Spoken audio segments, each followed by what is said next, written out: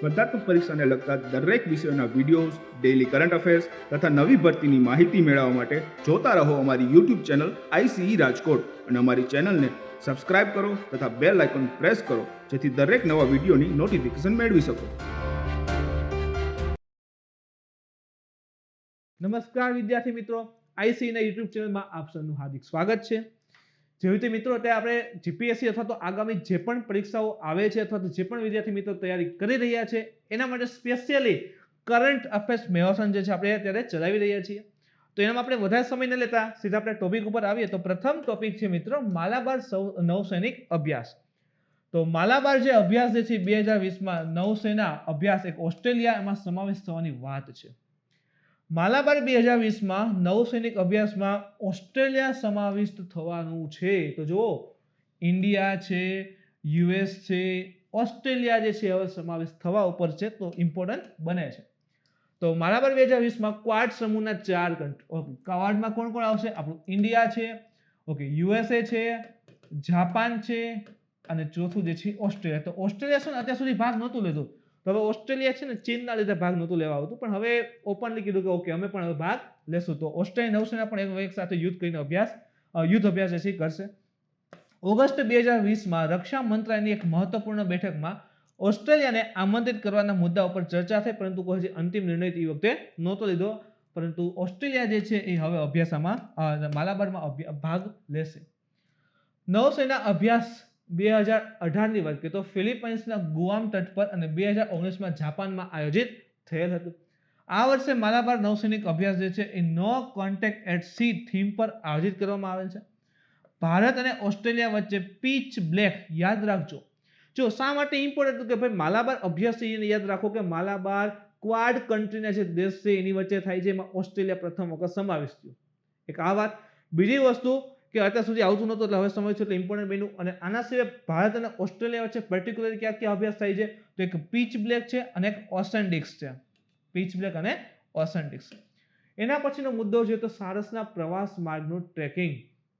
પ્રથમ વખત દહેરાદૂન સ્થિત ભારતીય વન્યજીવ સંસ્થાએ સામાન્ય સારસના ગુજરાતથી ઉત્તરી કઝાકિસ્તાન, તમે જુઓ આપણું ગુજરાત છે ત્યાંથી લઈને કઝાકિસ્તાનમાં તેમના પ્રજનન સ્થળ અને પુનઃ ગુજરાત પાછા ફરવા માર્ગને ટ્રેક કરેલ છે. તો અહીં ગુજરાતથી જે છે સારસ જે છે એને ટ્રેક કર્યું કઝાકિસ્તાન, ત્યાંથી ફરી પાછું એની મૂળ જગ્યાએ આવે છે. તો આખો રસ્તો જે છે એ ટ્રેક કરેલો છે એના ઉપર GPS લગાવીને. તો એનું નામ હતું વાડલા. જે સારસ માદા હાથીનું નામ હતું વાડલા. તો એને ટ્રેક કર્યો હતો, એના ઉપર એક ટ્રાન્સમીટર લગાવ્યું હતું અને એનાથી વૈજ્ઞાનિકોને આવા પ્રવાસી પક્ષી ઉપર જે વિદ્યુત લાઇનનો પ્રભાવ છે ને જાણવાની માહિતી મળે. જો સારસ મોટું પક્ષી છે, હવે શું થાય કે રાતે ઉડતું હશે તો સપોઝલી મેઇનલી સીધું સામે જે છે વિદ્યુત લાઇન આવી જાય, આપણી ભાષામાં કહીએ તો તાર આવી જાય, એ સાથે ભટકાશે. હવે એવું તો ને કામ જતું હોય ને અહીંયા તાર હોય તો ઓહો ટર્ન લેવાનું છે, એવું તો પોસિબલ નથી કારણ કે મોટું પક્ષી છે, લઈ નહીં શકે. તરત જ તારમાં ભટકાશે, એની ડેથ થવાની શક્યતા વધી જાય છે. તો એના જે પણ આ પ્રવાસી પક્ષીઓ છે તો આ પ્રકારના મોટા બર્ડ્સને રહેલા છે જેના ભાગમાં આ પ્રકારે તાર નડે છે તો એને દૂર કરવા એનો કંઈક ને કંઈક ઉપાય નક્કી કરવા અથવા તો એના ઉપર કંઈક એવી વસ્તુ રાખી દે તાર ઉપર જેથી દૂરથી જે વસ્તુ હાઇલાઇટ થતી હોય. તો એ મુજબ જે છે આખો પ્રોજેક્ટ જે છે ચલાવવામાં આવેલો હતો. બીજી વસ્તુ જોઈએ તો આ પરિયોજનાનું વિત્ત પોષણ પૈસા તો કે power grid corporation of India limited દ્વારા કરવામાં આવેલ હતા. વાડલા સારસ 10 ઓક્ટોબર 2020 એ વિશ્વ પ્રવાસી પક્ષી દિવસે જ ગુજરાત પાછું ફરેલું હતું. અહીંથી ઇમ્પોર્ટન્ટ બની ગયો કે વિશ્વ પ્રવાસી પક્ષી દિવસ ક્યારે ઉજવવામાં આવે છે? તો કે 10 ઓક્ટોબર. અને આ વર્ષની થીમ હતી બર્ડ્સ કનેક્ટ અવર વર્લ્ડ. સેકન્ડ થિંગ એ કે પ્રથમ વખત આ દિવસ 2006માં મનાવવામાં આવ્યો હતો અને આ દિવસની વર્ષમાં 2 વાર મનાવાય, 2 અલગ અલગ તારીખ ઉપર, જેમ કે મે અને ઓક્ટોબરના જે બીજો શનિવાર હોય ને ત્યારે મનાવે વિશ્વ પ્રવાસી પક્ષી દિવસ. તો કે મે અને ઓક્ટોબર મહિનાનો જે બીજો શનિવાર હોય ત્યારે સેલિબ્રેટ કરવામાં આવે છે. એના પછી ઇમ્પોર્ટન્ટ ટોપિક જોઈએ તો જોજીલા સુરંગ. તો તાજેતરમાં કેન્દ્રીય પરિવહન મંત્રાલયે જોજીલા સુરંગના નિર્માણ સંબંધિત કાર્યોની અનુમતિ આપી જે શ્રીનગર ઘાટી અને લેહને સંપૂર્ણ વર્ષ કનેક્ટિવિટી આપશે. તો તમે જોઈ શકો છો કે ભાઈ જોજીલા સુરંગ આ મુજબ જે છે આખી કનેક્ટિવિટીની પરમિટ જે છે આપી દીધી છે. ટોટલ 14.2 કિલોમીટર લાંબી આ ટનલ હશે. જોજીલા એશિયાની સૌથી લાંબી દ્વિદિશાત્મક બાય ડાયરેક્શનલ, તમે જો બાય ડાયરેક્શનલ આ રીતે અને આ રીતે, તો બાય ડાયરેક્શનલ જે છે પ્રકારની ટનલ, એક અહીંથી આમ અને એક અહીંથી આમ, એ મુજબની બાય ડાયરેક્શનલ ટનલ જે છે એ રહેવાની છે. તે શ્રીનગરના દ્રાસ, કારગિલ અને લેહને એક સુરંગના માધ્યમથી પ્રસિદ્ધ જોજીલા પાસને જોડશે. તો શ્રીનગરનો દ્રાસ, કારગિલ અને લેહને જોજીલા પાસ જે રહેલો છે એને જોડશે. આ યોજના પૂર્ણ થવા 5 થી 6 વર્ષ જેટલો સમય પણ ઇવન લાગી જશે. મહત્વ તો સમુદ્ર સપાટીથી 11,500 ફીટથી વધુ ઊંચાઈ પર સ્થિત ઓલ વેધર એટલે કે ગમે તે પ્રકારનું વાતાવરણ હશે છતાં જોજીલા ટનલ છે એ ઓપન રહેશે અને ટોટલ 14.15 કિલોમીટર લાંબી હશે અને આ દરમિયાન સડક સંપૂર્ણ રીતે સુનિશ્ચિત કરી શકાશે. તો 14,500 ફીટ ઊંચાઈ ઉપર આવેલી છે. નેશનલ હાઈવે 1 રહેલો છે એમાં 434 કિલોમીટર લાંબા શ્રીનગર કારગિલ લેહ સેક્શનને આ હિમસ્ખલન મુક્ત. હિમસ્ખલન શું થાય કે શિયાળો હોય ત્યારે બરફ વર્ષા થાય ને એના કારણે આખો રોડ ને બધું બંધ થઈ જતું હોય તો એનાથી મુક્ત બનાવશે તથા સુરક્ષા વધારશે, સિક્યોરિટી લઈને ઇમ્પોર્ટન્ટ થશે અને યાત્રાનો 3 કલાક જેટલો સમય ઘટી અને 30 થી 15 મિનિટ પૂરું થઈ જશે. તો આટલા કહેવાય કે ભાઈ યાત્રા કમ્પ્લીટ કરવી આખા વિસ્તારમાં ફરવા માટે 3 કલાક જેટલો સમય લાગતો હોય પહોંચવામાં, હવે 30 થી 15 મિનિટમાં ત્યાં પહોંચી જવાશે. જોજીલા સુરંગને માત્ર શ્રીનગર, દ્રાસ, કારગિલ અને લેહને જોડશે પરંતુ બંને કેન્દ્ર શાસિત પ્રદેશ કયા તો કે જમ્મુ અને કાશ્મીર તથા લદ્દાખ એને એક આર્થિક, સામાજિક, સાંસ્કૃતિક એકીકરણ પણ મજબૂત કરશે. તો આ મુજબ તમે જોઈ શકો છો કે આખી કનેક્ટિવિટી રહેશે. તો અહીં તમે જુઓ તો આ રીતે આ જમ્મુ કાશ્મીરનો વિસ્તાર છે અને લદ્દાખનો છે તો બંને કેન્દ્ર શાસિત અહીંયા જોઈન્ટ થઈ જશે. એના પછી જોઈએ તો વૈશ્વિક ભૂખમરી સૂચકાંક global hunger index 2020 GHI global hunger index વૈશ્વિક ભૂખમરી સૂચકાંક. તો ભૂખમરીની સમીક્ષા કરનાર વાર્ષિક રિપોર્ટ છે, દર વર્ષે આવે છે. વૈશ્વિક, ક્ષેત્રીય અને રાષ્ટ્રીય સ્તર ઉપર કોઈ વિશ્વ આખાનો અથવા કોઈ એક વિસ્તાર જેમ કે આપણું દક્ષિણ એશિયાની વાત કરીએ તો એ રીતે અથવા તો પર્ટિક્યુલર કોઈ દેશને એટલા લેવલ ઉપર જઈ અને ભૂખમરી સ્થિતિનું માપન કરે છે. GHI 2020માં ભારત 107 માંથી 94માં સ્થાને છે, યાદ રાખજો. અને 2019માં 117 માંથી 102 માં તથા 2018માં 103માં સ્થાને હતું. તો 2019માં 102, 2018માં 103 અને 2020માં 107 માંથી 94 નંબરે ગ્લોબલ ઇન્ડેક્સ 2020 માં ભારતનું સ્થાન રહેલું છે. ભારત ભૂખમરી સૂચકાંકમાં 27.2 ના સ્કોર સાથે ગંભીર શ્રેણીમાં છે તથા કુલ 107 દેશોમાંથી માત્ર 13 જ દેશ ભારતથી ખરાબ સ્થિતિમાં છે. તો ભારત છેલ્લેથી જો તો 14માં નંબરે આવી ગયો. એટલી ખરાબ સિચ્યુએશન છે, ગંભીર સ્થિતિમાં છે, યાદ રાખજો. GHI 2020 મુજબ વિશ્વમાં ભૂખમરીની સ્થિતિ કેવી છે? મધ્યમ છે. આખા વિશ્વમાં મધ્યમ રહેલી છે અને ઇન્ડિયામાં જે છે ગંભીર શ્રેણીમાં છે. ક્ષેત્રીય દ્રષ્ટિએ શ્રીલંકા, નેપાળ, પાકિસ્તાન, બાંગ્લાદેશ, ઇન્ડોનેશિયા વગેરે ભારતથી કેવા છે? પાછળ રહેલા છે. વાત કરીએ ભારતના પ્રદેશો પર, ભારતની 14% આબાદી જે છે એ અલ્પપોષિત છે. 14% આબાદી અલ્પપોષિત છે એટલે કે એને ખૂબ ઓછું પોષણ મળે છે. ખાસ કરીને બાળકમાં સ્ટન્ટિંગ અને સાથે વેસ્ટિંગ પણ જોવા મળે છે અને સ્ટન્ટિંગનો દર 37.4% નોંધાયો છે અને વેસ્ટિંગ માટે એટલે કે ભારતમાં બાળ મૃત્યુ દરમાં સુધારો થયો 3.7% અને જે ચાઇલ્ડ વેસ્ટિંગ છે એની સ્થિતિમાં પણ ઘટાડો થયો છે. હવે સ્ટન્ટિંગ ને વેસ્ટિંગ એટલે શું થાય કે ભાઈ બાળકનો જન્મ સાથે જેમ ઉંમર વધે ને એ મુજબ હાઇટ વધવી જોઈએ એ નથી જોવા મળતી અથવા તો બાળકના જે ઉંમર વધે એ મુજબ એનું વજન વધવું જોઈએ તો એ વધારે નહીં, તો એ સ્ટન્ટિંગ અને વેસ્ટિંગ કહેવાય છે. ભારતનો સ્કોર એમાં 17.3 જેટલો રહેલો છે. GHI વિશે વાત કરી, ગ્લોબલ હંગર ઇન્ડેક્સ, તો આયર્લેન્ડ સ્થિત એક એજન્સી છે કોન્સર્ન વર્લ્ડ વાઇડ જે જર્મનીના એક સંગઠન વેલ્ટ હંગર ડિલ્ફે દ્વારા ભેગા મળી સંયુક્ત રૂપે આ GHI જે છે તૈયાર કરે છે. GHI નો સ્કોર 4 ઘટક સંકેતો ઉપર આધારિત નક્કી થાય. તો આમાં આપણે કીધું ને 27.2 જેટલો ભારતનો સ્કોર હતો, 4 ઘટકના આધાર નક્કી થાય: અલ્પપોષણ, ચાઇલ્ડ વેસ્ટિંગ, ચાઇલ્ડ સ્ટન્ટિંગ અને બાળ મૃત્યુ દર. એના પછી જોઈએ તો સૌથી મોટા આર્કટિક અભિયાનનું સમાપન થયું છે. તો પૂછી શકે કે અત્યાર સુધીનું સૌથી મોટું આર્કટિક અભિયાન કયું હતું? તો યાદ રાખજો, આખા વર્ષ ચાલવાનું આયોજિત થયું એ અભિયાન હતું, એનું નામ હતું મોઝેક અભિયાન. મોઝેક અભિયાન જે નોર્વેથી શરૂ થયું હતું અને એનું સમાપન જે છે જર્મનીના વેમ્બરવેન ખાતે બંદર ઉપર થયું છે. તો મોઝેક અભિયાન જે છે અત્યાર સુધીનું આર્કટિકનું સૌથી મોટું અભિયાન હતું. શા માટે ઇમ્પોર્ટન્ટ છે? તો કે આલ્ફ્રેડ વેગનર ઇન્સ્ટિટ્યૂટ છે જર્મની ખાતે, એના દ્વારા આયોજિત અભિયાનનો કુલ ખર્ચો 150 મિલિયન હતો. Mosaic multidisciplinary ડ્રિફ્ટિંગ observatory for the study of the Arctic climate. કેવું ભયાનક નામ લાગે ને, સિમ્પલ ભાષામાં સમજીને તો આર્કટિક ક્ષેત્રની અંતર્ગત જે પણ ફેરફાર થઈ રહ્યા છે, આપણે જાણીએ છીએ કે ભાઈ આર્કટિકમાં ને એમાં અથવા તો એન્ટાર્કટિક ઉપર આપણે જઈએ તો બરફ જે છે ગ્લોબલ વોર્મિંગને કારણે પીગળી રહ્યા છે, એના જે વિસ્તાર જે છે ઓગળીને સમુદ્રમાં ભળી રહ્યા છે. તો બધા ઉપર વોચ રાખવા માટે કેટલા ઝડપથી ફેરફાર થઈ રહ્યા છે એની ગણતરી માટે આ અભિયાન જે છે ચલાવવામાં આવતા હોય છે. આના સિવાય આ આર્કટિકના વાતાવરણ, સમુદ્રી બરફ, મહાસાગર તથા પારસી તંત્રને એક સાથે પોતાના અભ્યાસમાં સમાવેશ કરી લે છે. તો આસપાસની તમામ વસ્તુ. કેન્દ્રીય આર્કટિક ક્ષેત્રમાં આર્કટિક જલવાયુ પ્રણાલીને લઈને શોધને લઈને આ વર્ષે મોઝેક અભિયાનનું પ્રથમ ચરણ હતું. તો પ્રથમ ચરણ હતું આ તો હવે આના પછી અલગ અલગ વર્ષોમાં નવા નવા ચરણ આવશે. આ વિસ્તારને સમુદ્રી બરફ હાલના દશકોમાં સતત પીગળી રહ્યો છે. ઇવન તમને ખબર તો થોડા સમય પહેલા ફરી ન્યૂઝમાં હતું કે જે આર્કટિક એન્ટાર્કટિકા ક્ષેત્ર છે ને ત્યાં જે ન્યુયોર્ક સિટી આખું રહેલું છે એવડો મોટો આખો બરફનો કટકો ફરી જે છે એમાં ક્રેક ડેવલપ થઈ અને અલગ થઈ રહ્યો છે. તો સમુદ્રી બરફ હાલના દશકોમાં સતત પીગળી રહ્યા છે. 1979માં ઉપગ્રહ માપનની શરૂઆત પછી 2019માં બીજું એવું વર્ષ હતું કે જ્યારે આ ક્ષેત્રના બરફની માત્રામાં સર્વાધિક ઘટાડો જોવા મળ્યો છે. બરફની માત્રા સૌથી ઝડપથી ઘટે છે. એક તો 1979માં ઉપગ્રહ માપનની શરૂઆત થઈ ત્યારથી એક એ વર્ષે જોવા મળ્યું અને 2019માં બીજું એવું વર્ષ હતું કે જ્યાં સૌથી ઝડપથી બરફ જે છે ને પીગળે છે. એના પછી છે અશાંત ક્ષેત્ર અધિનિયમ. તો રાષ્ટ્રપતિ દ્વારા ગયા વર્ષે ગુજરાત વિધાનસભામાંથી જે પારિત થયો હતો અશાંત ક્ષેત્ર અધિનિયમ, ડિસ્ટર્બેડ એરિયા એક્ટ, એના માટે પોતાની સહમતિ જે છે રાષ્ટ્રપતિએ આપેલી છે. તો એટલા માટે અશાંત ક્ષેત્ર અધિનિયમ જે છે ગુજરાત માટે ઇમ્પોર્ટન્ટ સાબિત થશે. જોઈએ શું છે. 1986માં લાગુ કરેલો હતો.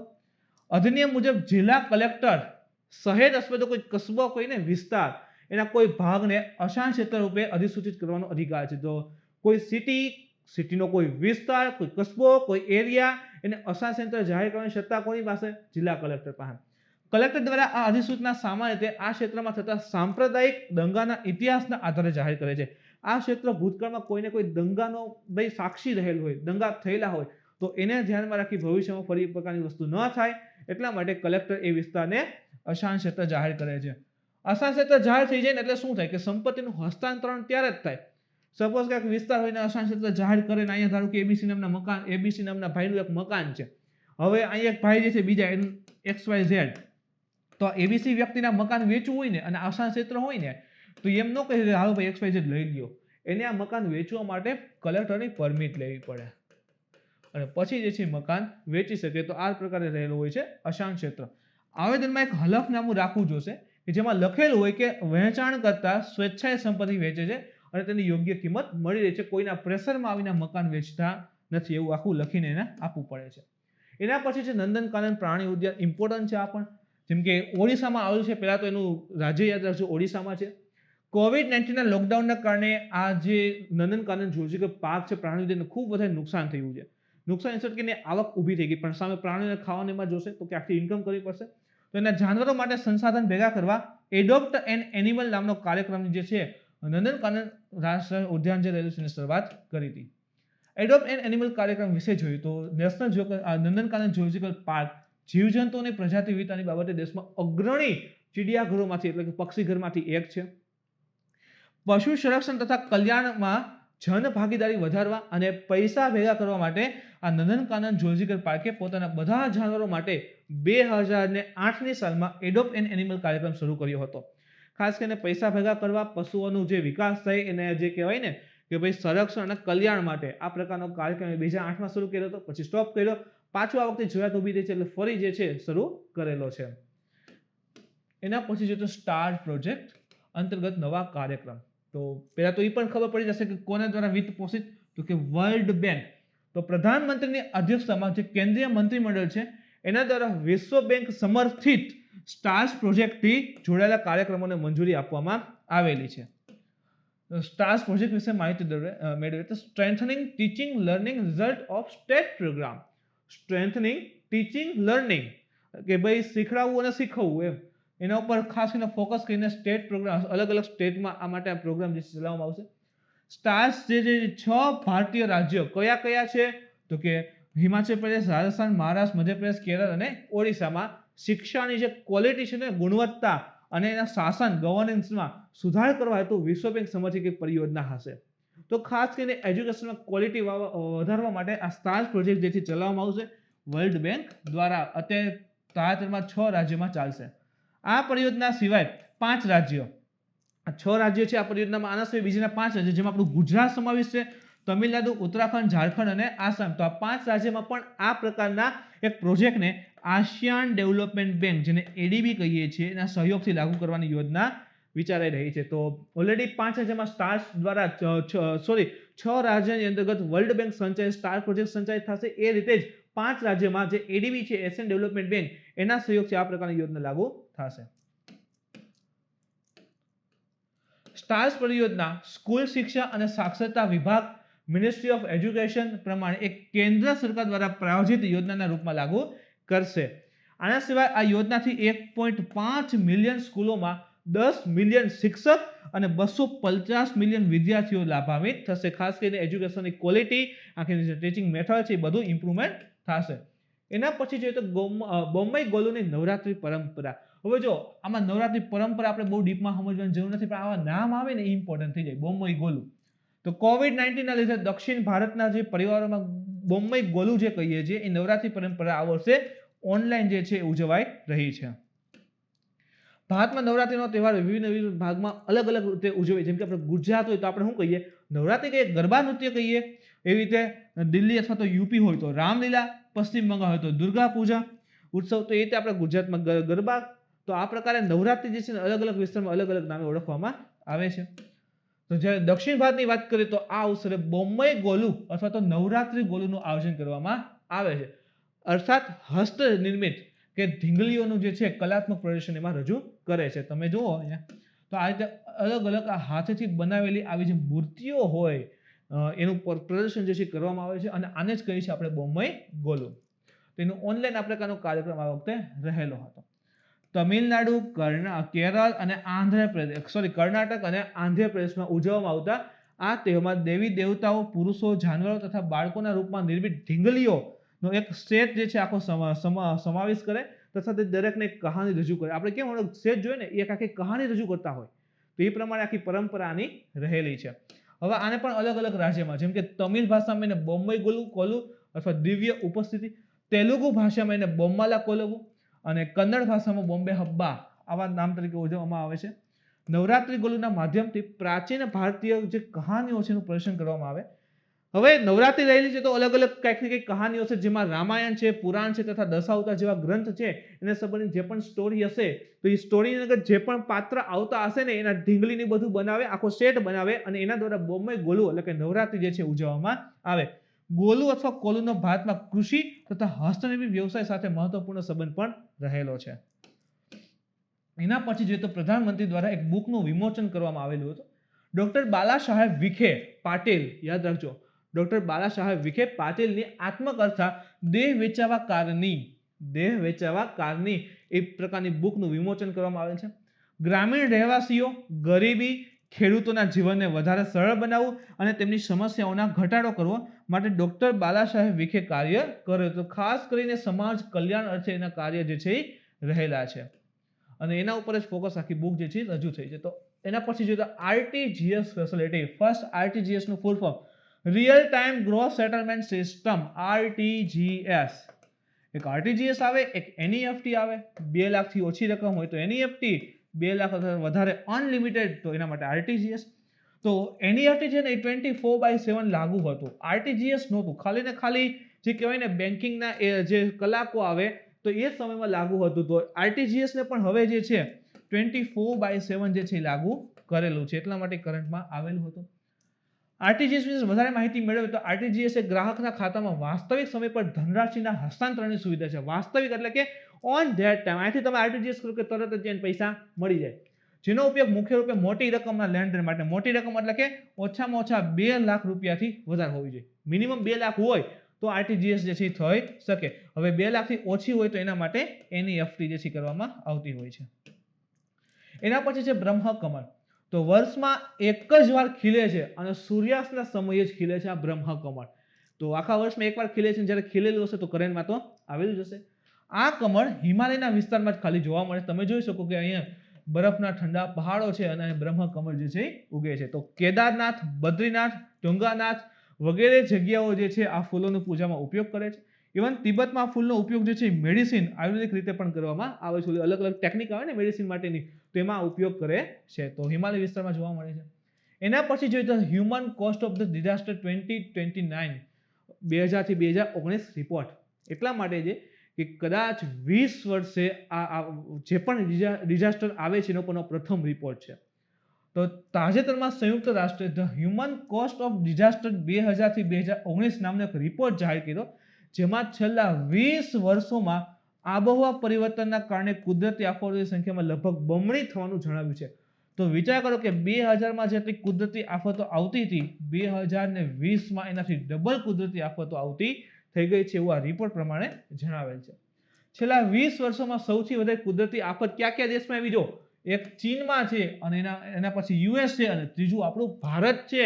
અને યાદ રાખવાનું, તાજેતરમાં મોટી કુદરતી આફત આવી છે તો ખાલી ને ખાલી પીટી નહીં, ક્યાંક ને ક્યાંક મેન્સ અથવા ઇન્ટરવ્યુમાં વારો આવે તો પણ તમે કહી શકો કે આ ડિઝાસ્ટર રિપોર્ટ આવ્યો છે, એમાં કીધેલું છે કે સૌથી વધારે ચીન, યુએસ અને ભારત. તો ભારતમાં પણ એની ઇફેક્ટ જે છે જોવા મળેલી છે. UN office for disaster risk રિડક્શને જણાવ્યું કે તે એકમાત્ર રિપોર્ટ છે જે છેલ્લા 20 વર્ષોના કુદરતી આફતોની સમીક્ષા કરે છે. આખા વિશ્વમાં એક જ એવો રિપોર્ટ છે કે છેલ્લા 20 વર્ષમાં જે પણ કુદરતી આફતોની સમીક્ષા કરે છે. યાદ રાખો કે આ રિપોર્ટમાં બાયોલોજિકલ હેઝાર્ડ્સ અને કોરોના વાયરસ જેવી હજી મહામારી સંબંધિત આપદાઓનો સમાવેશ કરી નથી. હજી તો એ વસ્તુ કંઈ લીધેલી આમાં નથી. International day for disaster risk reduction એની વાત કરીએ તો દર વર્ષે 13 ઓક્ટોબર આવે ને એને જોખમ જાગૃતતા અને કુદરતી આફત વિશે માહિતી માટે આ દિવસ જે છે ઉજવવામાં આવે છે. 2020ની થીમ હતી ડિઝાસ્ટર રિસ્ક ગવર્નન્સ. આ દિવસને મનાવવાની શરૂઆત જે છે 1989માં સંયુક્ત રાષ્ટ્ર મહાસભાના આહવાન બાદ થયેલી છે. એના પછી જોઈએ તો રાજમાતા વિજયા રાજે સિંધિયા, આ ખૂબ ઇમ્પોર્ટન્ટ છે, યાદ રાખજો. તો પ્રધાનમંત્રી દ્વારા જનસંઘના નેતા અને ભારતીય જનતા પાર્ટીના સંસ્થાપક સદસ્યોમાંથી એક એવા રાજમાતા વિજયા રાજે સિંધિયાના શતાબ્દી મહોત્સવના મોકા ઉપર જે છે એના સન્માનમાં 100 રૂપિયાનો સ્મૃતિ સિક્કો જે છે પ્રધાનમંત્રીએ જાહેર કરેલો છે. આ વિશેષ સ્મૃતિ સિક્કાની પરિકલ્પના ફાઇનાન્સ મિનિસ્ટર દ્વારા કરવામાં આવી હતી. રાજમાતા વિજય રાજે સિંધિયા ઉપર પણ એક નજર કરવી જોશે મિત્રો. તો જન્મ 12 ઓક્ટોબર 1919માં મધ્યપ્રદેશમાં સાગરમાં થયેલો, ઇમ્પોર્ટન્ટ નથી છતાં આ તો માહિતી માટે. 1957 થી 1991 સુધીમાં એ 8 વખત ગ્વાલિયર અને ગુનાથી સાંસદ સભ્ય બનેલા હતા. શરૂઆતમાં તેઓ કોંગ્રેસમાં રાજનીતિ કરી હતી, પણ 1967માં કોંગ્રેસમાંથી એનો મોહ ઉઠી જાય છે અને ત્યાંથી તેઓ જનસંઘમાં સમાવેશ થાય છે. 1975માં જ્યારે દેશમાં ઇમરજન્સી લાગી હતી એનો વિરોધ કરેલો હતો.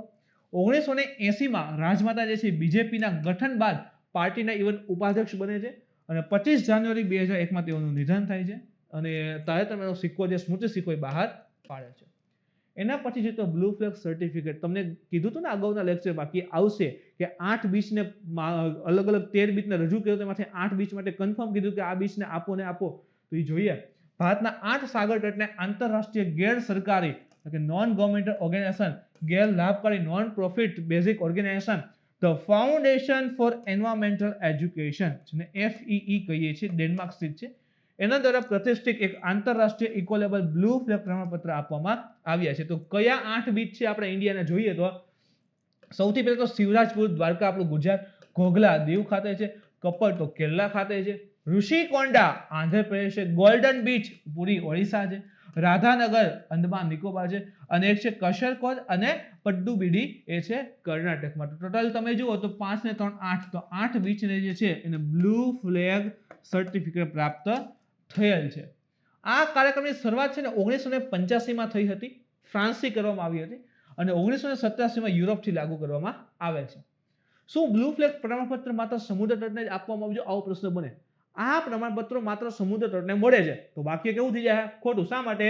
કે સમુદ્ર તટ સાથે મરીન જે અથવા તો નૌકા વિહાર પર્યટન માટેના જે પણ ઓપરેટરના જે સારા એરિયા રહેલા છે તો એને પણ આપવામાં આવે છે અને મૂળ રૂપે બ્લુ ફ્લેગ એક ટ્રેડમાર્ક રહેલું છે. એના પછીનો ટોપિક જોઈએ તો અર્થશાસ્ત્રનો 2020નો નોબેલ. તો જેટલા પણ નોબેલ ક્ષેત્રમાં અપાય છે બધા આપણે ધીરે ધીરે કવર કરી લેશું. તો અર્થશાસ્ત્રમાં 2020નો નોબેલ કોને એનાયત થયો છે? તો નોબેલ જે છે એ પોલ આર મિલગ્રામ અને રોબર્ટ બી વિલ્સનને આપવામાં આવેલ છે. તો પોલ આર મિલગ્રામ અને રોબર્ટ બી વિલ્સનને આપવામાં આવેલ છે. શા માટે? કે તેઓને ઓક્શન થિયરીમાં સુધારા અને ઓક્શનની નવી પદ્ધતિઓની શોધ બદલ આપવામાં આવેલ છે. તો ઓક્શન આપણે કહીએ ને કે ઓક્શન થતી હોય કોઈ પણ સંપત્તિના નિર્ણય, તો ઓક્શન થિયરીમાં સુધારો અને એમાં જે છે નવી પદ્ધતિ ઉમેરવા બદલ, એની શોધ કરવા બદલ આ જે નોબેલ જે છે આપવામાં આવ્યું છે. રેડિયો ફ્રીક્વન્સી જેવી વસ્તુઓ અને સેવાઓ માટે નવી ઓક્શન પદ્ધતિને તૈયાર કરી જેને પરંપરાગત રીતે વહેંચવી મુશ્કેલ છે.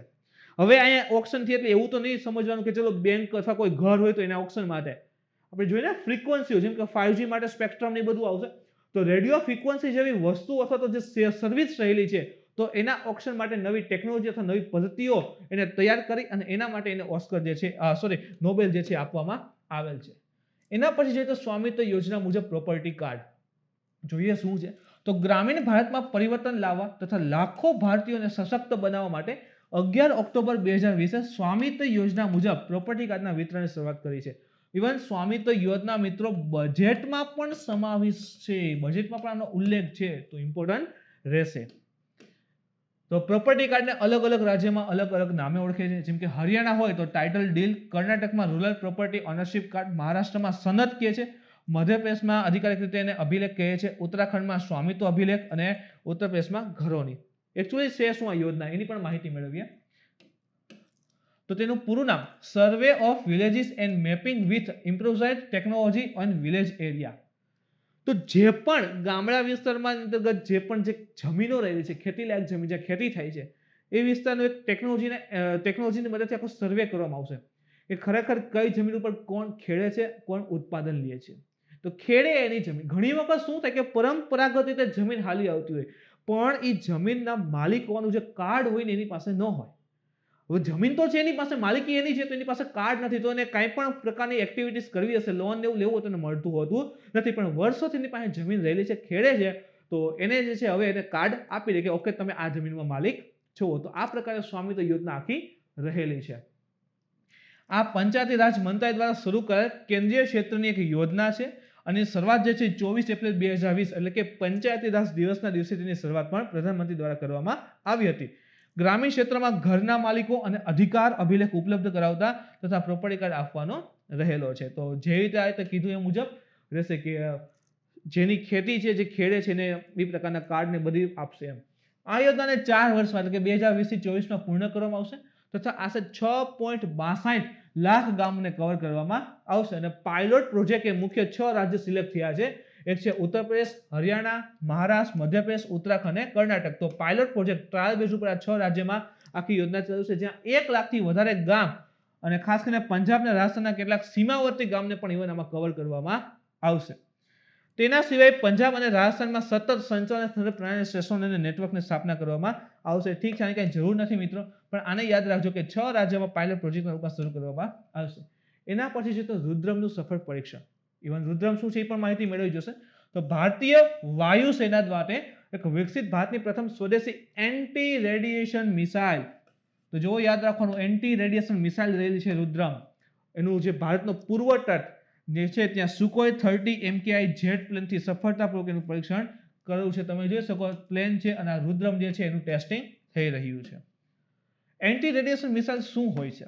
એન્ટી રેડિયેશન મિસાઇલનો દુશ્મન દેશના જે રડાર હોય ને અથવા તો એ પ્રકારની સંપત્તિ એને અથવા અન્ય રેડિયો આવૃત્તિના સ્ત્રોતની શોધ કરે, ટ્રેક કરે અને તેને બેઅસર કરવા માટે ડિઝાઇન કરેલ હોય. સપોઝ કે આપણું પ્લેન ઉડે છે, આ ધારો કે આ પાકિસ્તાની બોર્ડર, આપણે ઇન્ડિયા પાકિસ્તાની બોર્ડર પાસે છે અને અહીંયા આપણું ઇન્ડિયા છે, આ ધારો કે આપણું ઇન્ડિયા જ રહેલું છે, ઇન્ડિયાની બોર્ડર છે અને અહીંયા પાકિસ્તાન છે, આ બોર્ડર છે, આપણું પ્લેન આપણા વિસ્તારમાં ઉડે છે. પાકિસ્તાન અહીંયા રડાર રાખ્યા છે જે આપણા પ્લેન એને પકડે કે ઓકે આ પ્લેન અહીંયા આવે છે. તો આ મિસાઇલ શું કરે કે આનું રડારને પકડે, પહેલા તો ક્યાં છે ગોતે, આની ફ્રીક્વન્સી પકડે, આ રડારને લોકેશન ટ્રેક કરે અને પછી મિસાઇલ ત્યાં લોન્ચ કરો એટલે એ ઉડાડી દે. તો રડાર જ ન રહેવા દે સામે દેશનું, તો આપણા દેશને જે આનો ફાયદો મળે. ઓકે, તો એનો જે રડાર છે એમાં આપણા પ્લેનની કંઈ મિસાઇલની કંઈ આવશે નહીં. તો એન્ટી રેડિયેશન મિસાઇલ કે સામે દેશના જે સંચાર રેડાર ટાઈપના જે સંચાર ઇક્વિપમેન્ટ હોય બધાને ડિસ્ટ્રોય કરવા માટેનો યુગ થતો હોય છે. આ પ્રકારની મિસાઇલના નેવિગેશન તંત્રના ઇનિશિયલ નેવિગેશન સિસ્ટમ સમાવેશ હોય છે. તો નેવિગેટ થશે એટલે કે એનો રસ્તો આખો જે છે ફિક્સ થશે અને એના મુજબ જે એટેક કરે છે. તે એક કોમ્પ્યુટરકૃત તંત્ર છે જે ઓબ્જેક્ટને પોતાની સ્થિતિમાં પરિવર્તનનો ઉપયોગ કરે તથા જીપીએસ સાથે ઇવન પણ જોડાયા હોય છે. પેસિવ હોમિંગ હેડ એટલે શું થાય તો કે મિસાઇલને એક દિશામાં નિર્દેશિત કરવા માટે તેમાં એક પેસિવ હોમિંગ હેડ સિસ્ટમ હોય એનો ઉપયોગ કરવામાં આવે છે. કોઈ એક દિશામાં આપણે લોન્ચ કરી જશે ને, જેમ કે પ્લેન હશે, પ્લેનથી આમ લોન્ચ તો કરી જશે કે ઓલું ટાર્ગેટ પ્લેન ત્યાં જવાનું છે, તો એના માટે જે છે પેસિવ હોમિંગ હેડનો યુઝ થાય છે. એના પછી જોઈએ આપણે, તે એક એવી સિસ્ટમ છે જે પ્રોગ્રામના રૂપમાં આવૃત્તિઓનો વિસ્તૃત બેન્ડ ઉપર લક્ષ્યની ઓળખ અને વર્ગીકૃત અને સંલગ્ન કરી શકે. તો જે પણ હવે જો સામે એને રેડિયો આખી ઇક્વિપમેન્ટ રાખેલ છે, તો એમાંથી જે પણ ફ્રીક્વન્સી આવે છે એને અલગ અલગ કરે, એમાંથી ફ્રીક્વન્સીને મેચ ઓળખ કરે અને પછી એને ટાર્ગેટિંગ કરે છે. તો એ પ્રકારની છે. અર્થાત જો એકવાર રુદ્રમ મિસાઇલ લક્ષ્ય પર કેન્દ્રિત ઇવન થઈ જાય છે અને જો વિકિરણ સ્ત્રોતની વચ્ચે બંધ કરી દેવામાં આવે તો પણ એ ત્યાં જઈને ઊભી રહે. સપોઝ કે પાકિસ્તાનનું રડાર રહેલું છે, હવે એમાંથી જે પણ ફ્રીક્વન્સી આવે છે મિસાઇલ પકડી લે, લક્ષ્ય ફિક્સ થઈ ગયું, હવે પાકિસ્તાનને ખબર પડી જાય અને રડાર બંધ કરી દે, છતાં આમાં તો ટાર્ગેટ લોક થઈ ગયું, ત્યાં જઈને પડે જ. અને એની ઓપરેશન રેન્જ છે 100 કિલોમીટર છે. યાદ રાખજો, એસટીમાં આ પ્રકારના પ્રશ્નો આવેલા છે. આની 100 કિલોમીટર રેન્જ રહેલી છે. રુદ્રમને બનાવનાર સંગઠન કોને બનાવવું છે? તો રુદ્રમ જે છે હવાથી જમીન પર પ્રહાર એટલે કે એર ટુ લેન્ડ, હવાથી જમીન ઉપર પ્રહાર કરનાર મિસાઇલ છે અને ડીઆરડીઓ દ્વારા ડિઝાઇન અને વિકસિત કરેલ છે. ડીઆરડીઓને આશરે 8 વર્ષ પહેલા આ પ્રકારની એન્ટી રેડિયેશન મિસાઇલનો વિકાસ શરૂ કર્યો હતો. રુદ્રમને ભારતીય વાયુસેનાની suppression of enemy air defence સીડની ક્ષમતાને વધારવા માટે વિકસિત કરે છે કે જે એનિમી જે દુશ્મન દેશની જે પણ સિસ્ટમો રહેલી છે જેનાથી ભારતના પ્લેનને બધું પકડાય એને ડિસ્ટ્રોય કરવાની ક્ષમતા જે છે ઇન્ડિયન એરફોર્સે હવે ડેવલપ કરી લીધી.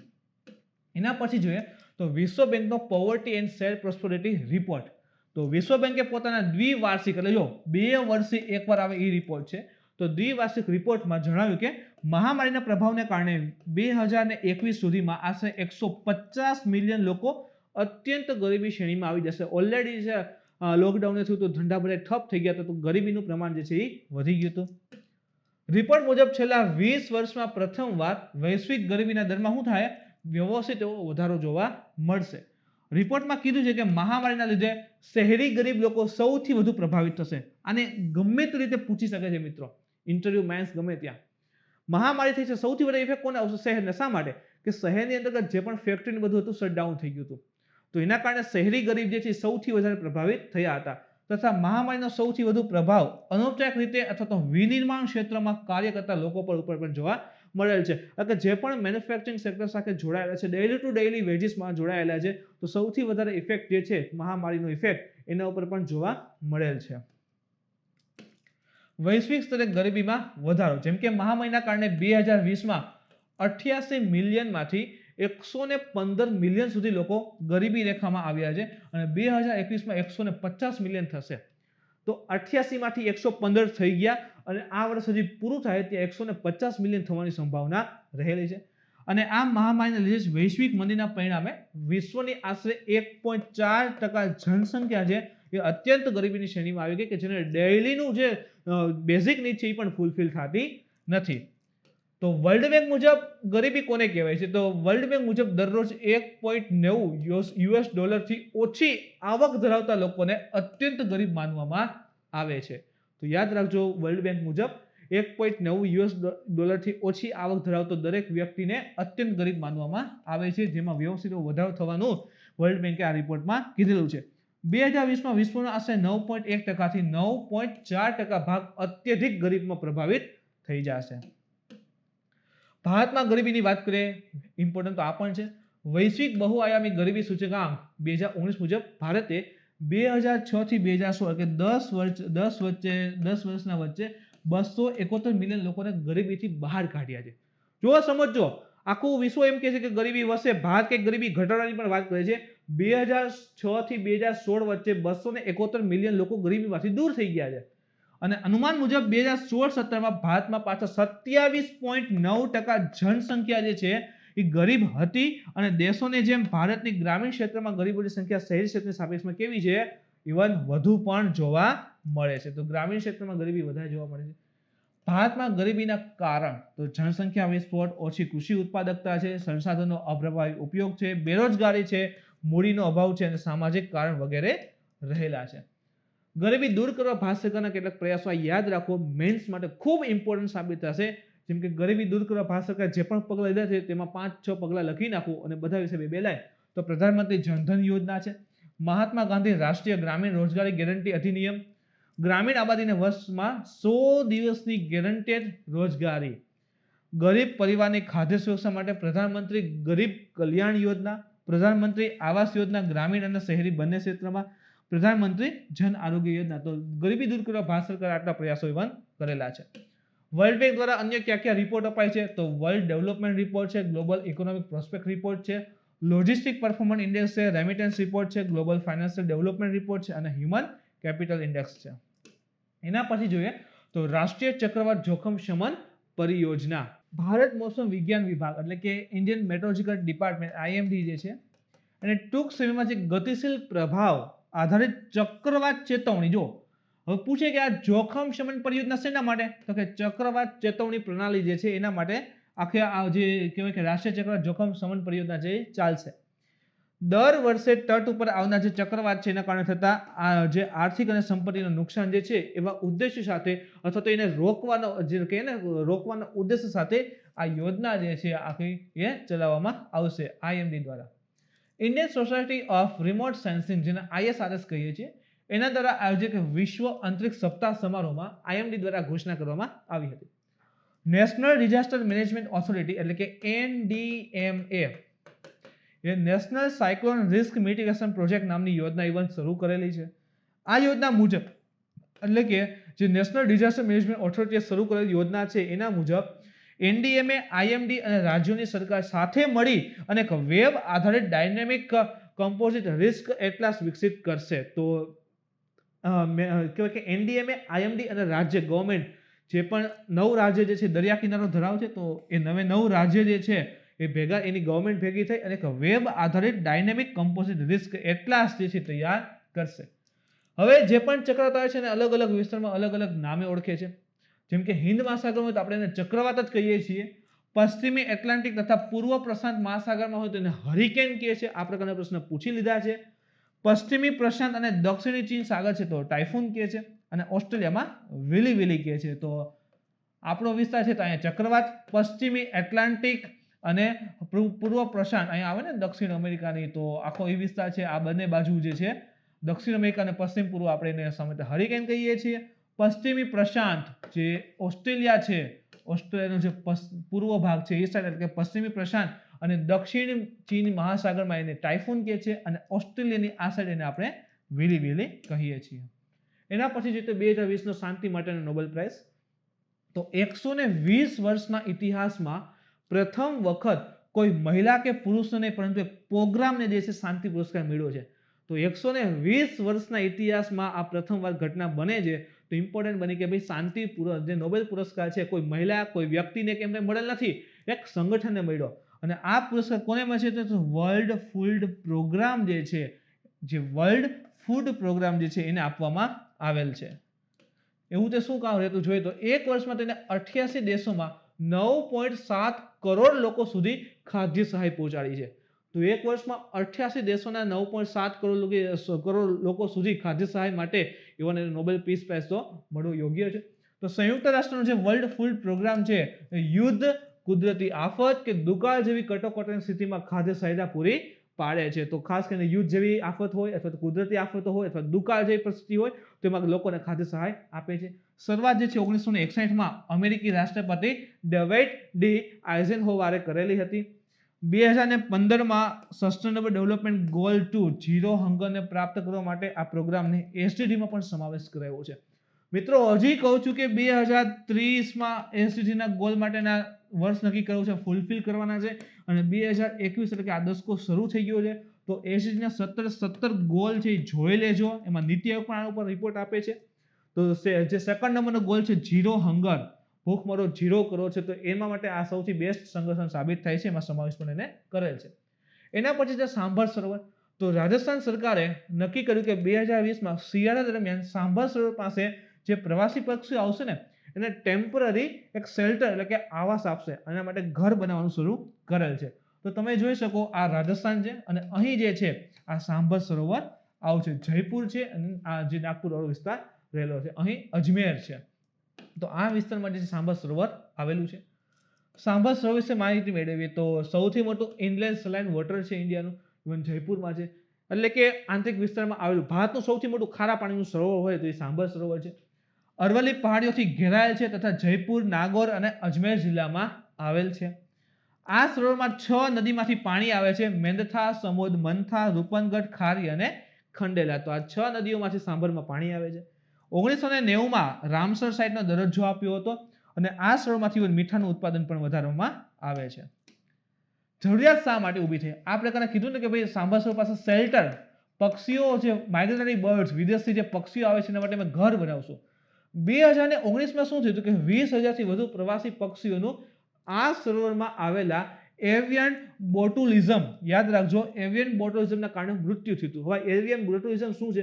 એક પ્રકારનો રોગ છે, એ બેક્ટેરિયા રહેલા છે બોટુલિઝમ. એનાથી શું થાય કે સપોઝ કે પાણીમાં ફેલાઈ ગયા છે, પક્ષી આ બોટુલિઝમ બેક્ટેરિયા વાળા પાણી પીશે કે તરત જ એને એક પ્રકારનો લકવો થઈ જાય, એવું સમજો કે એની પાંખ છે, એના પગ છે અથવા એના શરીરનો કોઈ પણ ભાગ જે છે એ કાર્ય કરતો બંધ થઈ જાય છે, જેના કારણે પક્ષીને ઉડવામાં એમાં મુશ્કેલી આવશે, ત્યાં રહે છે, અંતે એની ડેથ થઈ જાય છે.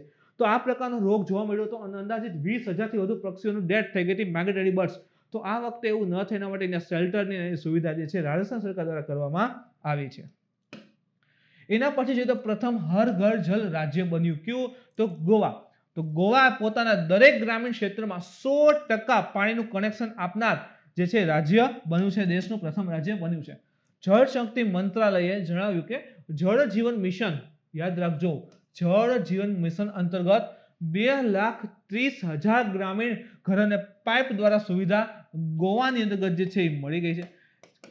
ભારતમાં મળી ગઈ છે. જળ જીવન મિશનનું લક્ષ્ય 2024 સુધીમાં બધા ગામને પાઇપ દ્વારા પાણી જે છે ઉપલબ્ધ કરાવવાનું રહેલું છે અને ગોવા દેશનું પ્રથમ રાજ્ય હર ઘર જલ રાજ્યનું ગૌરવ પ્રાપ્ત કરનારું રાજ્ય બની ગયું છે. એના પછી જોઈએ તો એરો ઇન્ડિયા 2021 ક્યાં આયોજિત થઈ હતી? હવે એરો ઇન્ડિયા સમિટ જે છે ઇમ્પોર્ટન્ટ થાય છે, તો ખાલી ક્યાં આયોજિત હતી એટલું ઇમ્પોર્ટન્ટ છે, બાકી તો ઠીક છે, અલગ અલગ દેશના નેતાઓને બધા ભાગ લે છે, વધારે માહિતી ન લઈએ. તો એરો ઇન્ડિયા 2021નું આયોજન છે ને બેંગલુરુમાં કરવામાં આવેલું છે, યાદ રાખજો. વધારે ડીપમાં આગળ લેશું માહિતી, જરૂર પડશે ત્યારે. સ્ટોકહોમ કન્વેન્શન મુજબ સ્થાયી કાર્બનિક પ્રદૂષકોના બહાલી રેટિફિકેશનને મંજૂરી આપી છે. હવે એક આ પ્રકારનો પ્રશ્ન અથવા આવો ટોપિક શા માટે લ્યો છે એવું લાગશે, કદાચ બહુ અઘરું પણ લાગશે. એનું કારણ તમને કહું, જે યુપીએસસી 2020 ગઈ ને મિત્રો, એનું પેપર જો જેમાં આ પ્રકારના પ્રશ્નો છે અને આપણું જીપીએસસી લેવલ ખૂબ હાઈ છે, તો હું જીપીએસસી અથવા તો ક્લાસ 1, 2 થી ત્રણને ધ્યાનમાં રાખીને મેં કીધું ને ચાલશું આપણે, તો જીપીએસસીમાં કદાચ પેપર ખૂબ અઘરું બનાવવું હોય તો આ પ્રકારના પ્રશ્ન આવી શકે. તો સ્ટોકહોમ કન્વેન્શન મુજબ 7 સ્થાયી કાર્બનિક પ્રદૂષકો રહેલા છે એને રેટિફિકેશન મંજૂરી આપી છે, દૂર કરવાની મંજૂરી આપી છે. તો કેન્દ્રીય મંત્રીમંડળે સ્થાયી કાર્બનિક પ્રદૂષકો, જેને persistent organic pollutants કહીએ છીએ, POP કહેવાય છે, યાદ રાખજો, એના વિશે સ્ટોકહોમ સમજૂતામાં સૂચિબદ્ધ 7 રસાયણોને બહાલીની મંજૂરી આપી દીધી. 7 રસાયણ છે જેને દૂર કરવાની વાત માટે પરમિટ આપી છે. તથા મંત્રીમંડળે ઘરેલું નિયમો મુજબ વિનિયમિત કરવામાં આવેલી પ્રક્રિયાનું સુવ્યવસ્થિત કરવાના ઉદ્દેશ્ય સાથે જે POP કીધા ને, કાર્બનિક પ્રદૂષણ, persistent organic pollutants ના સંબંધમાં પોતાની શક્તિ જે છે મિનિસ્ટ્રી ઓફ એક્સટર્નલ અફેર્સ અને ministry of environment and forest and climate ચેન્જને સોંપી દીધી છે. તો એનો ઘણો બધો આ 7 રસાયણ લઈને જે મિનિસ્ટ્રી પાસે પાવર હતો, મંત્રીમંડળનો પાવર હતો, એને 2 અલગ અલગ મંત્રાલયને આપ્યો. એમાંનું એક છે મિનિસ્ટ્રી ઓફ એક્સટર્નલ અફેર્સ અને એક છે ministry of environment forest and climate change. સ્થાયી કાર્બનિક પ્રદૂષકો, POP એટલે શું? આપણે કીધું ને કે એના 7 અલગ અલગ જે POP છે એને બહાલીની મંજૂરી આપી.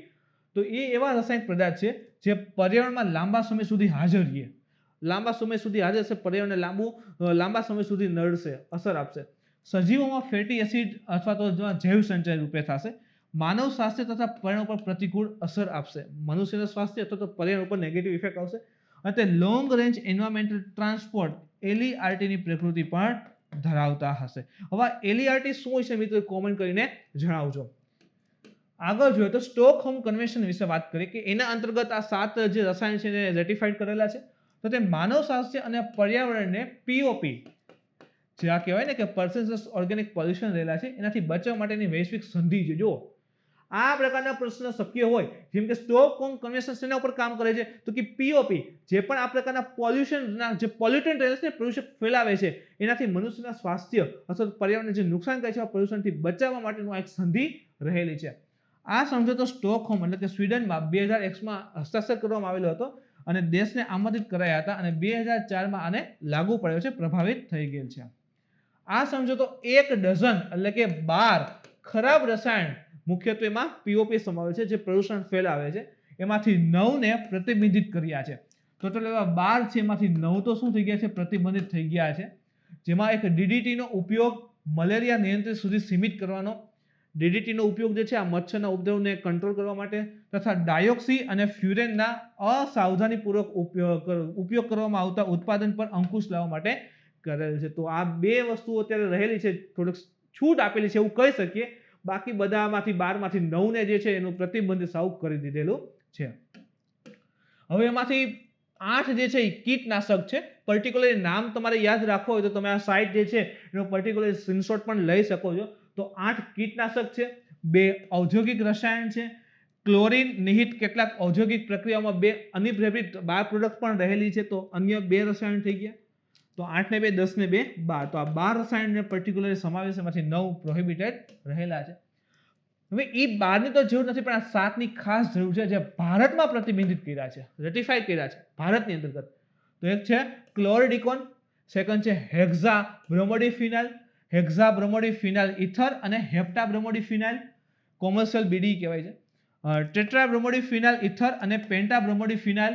આના સિવાય છે પેન્ટા ક્લોરોબેન્ઝિન, હેક્ઝા બ્રોમોસાઇલ ક્લોડિડિકેન્સ અને હેક્ઝા ક્લોરોબુટાડિન. વિચિત્ર નામ લાગશે મિત્રો, હું કંઈ કરી શકું એમ નથી, પણ આ 7 રસાયણને રેટિફાઈ કર્યા છે ઇન્ડિયાએ. ક્લિયર? તો યુપીએસસીમાં આ પ્રકારનો પ્રશ્ન હતો તો આપણે શા માટે રિસ્ક લેવું જોઈએ? તો 7 માંથી જેટલા પણ યાદ એ પ્રકારની કોશિશ કરજો. સામે એટલે હેક્ઝા, પેન્ટા એ પ્રકારના શબ્દ યુઝ કરેલા છે. જેમ કે અહીં તમે જુઓ તો હેક્ઝા બ્રોમોડિફિનાલ, અહીંયા ઈ જ છે પણ ઇથર એડ કર્યું છે, અને અહીં હેપ્ટા બ્રોમોડિફિનાલ કરી નાખ્યું છે.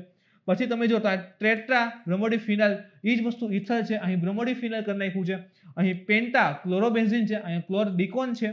હેક્ઝા ફરી આવી ગયું, બ્રોમોસાઇલ ક્લોરિડિકેશન છે, અને એક છે હેક્ઝા ક્લોરોબુટાડિન. તો તમે 3-4 તો સરળતાથી યાદ ઇવન રાખી શકો છો. તો મિત્રો આ હતો આજના કરંટ અફેર્સ માટેનું સ્પેશિયલ જે સેશન ચાલે છે એના ઇમ્પોર્ટન્ટ ટોપિક્સ. નેક્સ્ટ ટાઈમ ફરી મળીશું નવા ટોપિક સાથે. ત્યાં સુધી મિત્રો જોતા રહો, આનંદ માણતા રહો, નોલેજ મેળવતા રહો, સફળતા પામતા રહો. Thank you.